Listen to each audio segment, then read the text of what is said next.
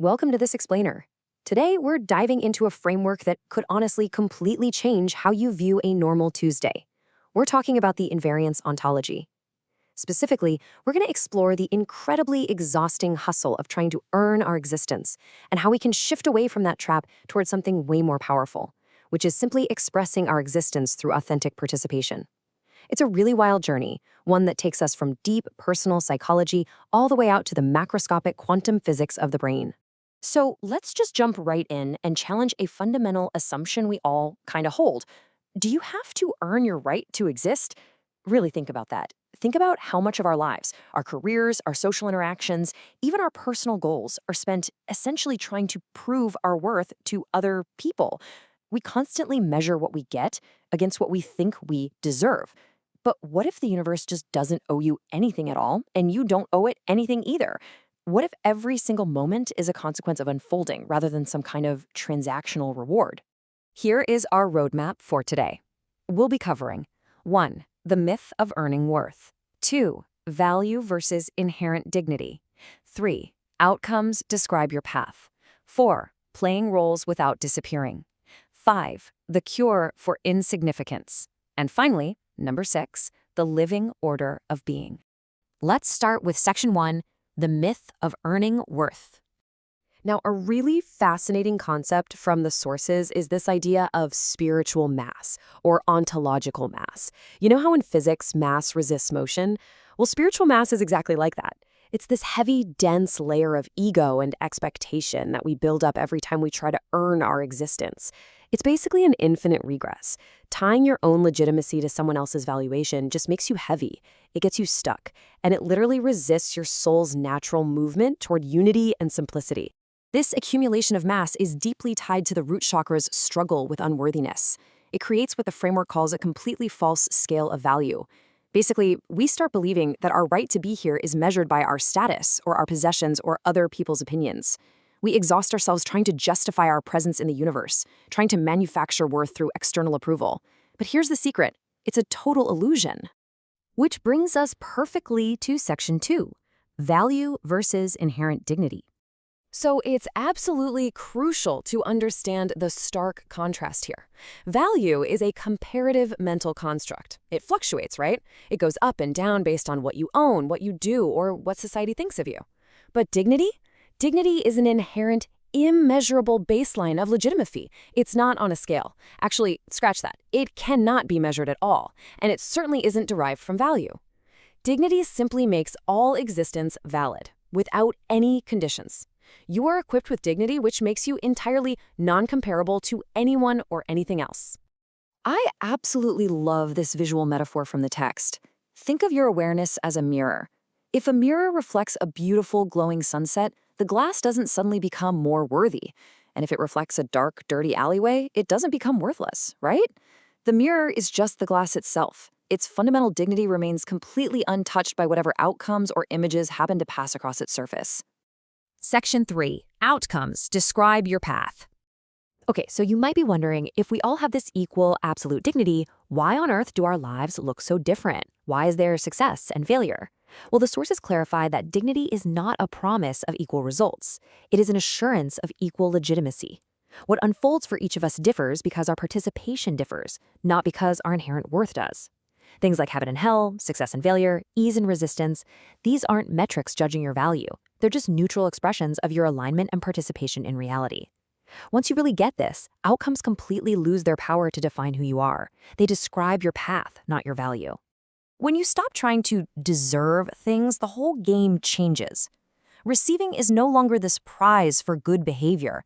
It's literally just a neutral consequence of how you participate in the unfolding of reality.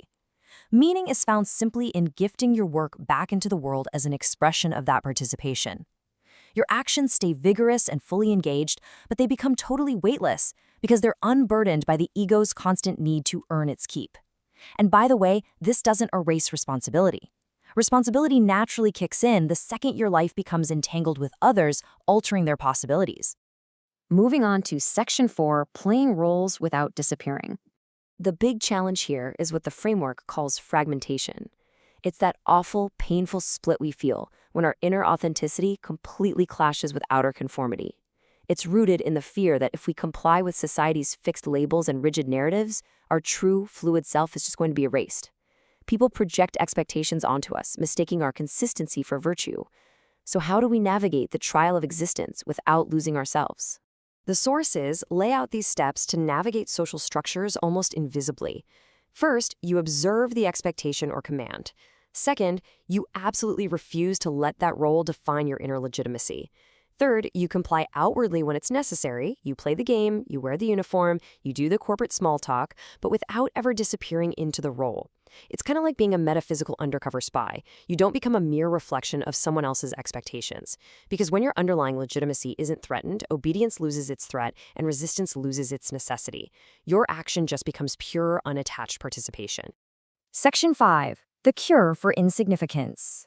This is heavily tied to the solar plexus chakra. We so often view insignificance as a failure on some grand scale of achievement. We convince ourselves we have to inflate our impact or leave this massive tangible mark on the world just to justify our presence. But the absolute antidote to this is unity. Unity reveals that no being is actually isolated. You don't get your value from grand individual accomplishments. You get it from your intrinsic participation in a vast interconnected whole. Because you are connected to the whole, every single part matters. Just think of a tree growing quietly in a field. It has intrinsic significance merely by participating in the ecosystem, right? It doesn't need someone to come along and record its growth or applaud its branches or hand it an award for it to be valid. Its sheer participation in reality's unfolding is its inherent significance.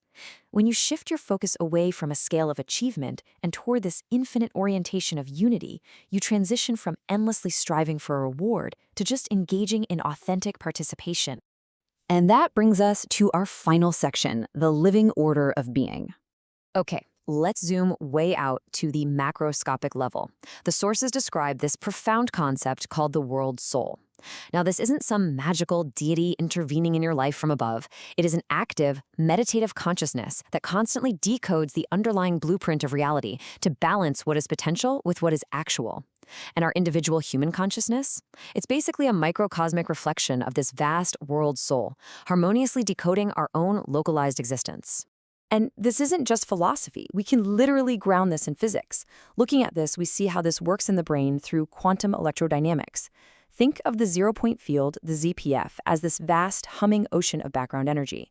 The chemistry in our brains, specifically the glutamate pool in our cortical microcolumns, acts almost like a tuning fork, resonating with that cosmic background. This triggers what's called self-organized criticality. It's essentially your brain naturally and physically synchronizing with the fabric of the universe from the bottom up. Your consciousness is catching the rhythm of reality. So the journey of spiritual ascension, or reaching that state of true alignment, is really just a process of shedding density. First, we dissolve that heavy ontological mass, our egos, our attachments, our rigid social identities, through mindful detachment.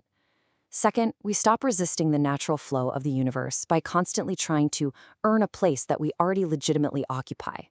And finally, as we become lighter, we don't rise up above the world. We simply diffuse into unity, becoming a transparent channel for pure, authentic participation. Which leaves us with this absolutely punchy revelation from the text. The sacred is not some supernatural violation of physical laws. It is simply the hidden depth of nature itself. Participation isn't about escaping reality or transcending to somewhere else. It's the natural, harmonious decoding of our existence. It is the living order of being.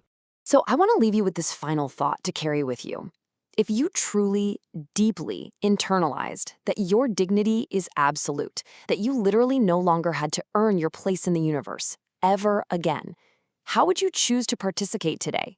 What would you do differently if you were acting purely to express your existence, rather than desperately trying to justify it? Thank you so much for joining me for this explainer, and I really hope this sparks a profound shift in how you navigate your everyday life.